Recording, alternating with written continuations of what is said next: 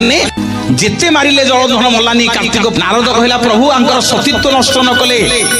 ये वृंदावती तुलसीर स्वामी तुलसीर सतीत्व आप नष्ट न करिवे ये जलंधर मरिबनी ना आपण जलंधर रूप रे जानतु ता सतीत्व नष्ट करिवे भगवान आज्ञा जलंधर हेकी ता स्वामी हेकी गले सेपटे जलंधर युद्ध करुची प्रभु जमिति तुलसी संगे मिसिले तार सतीत्व नष्ट हो गला जलंधर मरीगला खबर आसला जे तो स्वामी मरी जाइछि ना किए कहिला मो स्वामी पर आइटी मो पाखरे सोइछि ना नाइ लो ये तो स्वामी नुह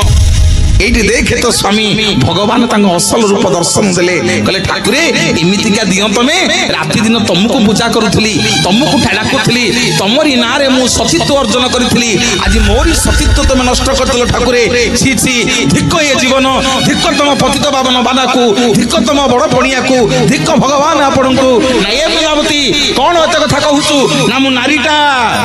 मो बड़ होची मो इज्जत मोर सबु नै गला मो जीवन धास देई देबी प्रभु आउ रहिबिनी ना सुनु मन दुख करिना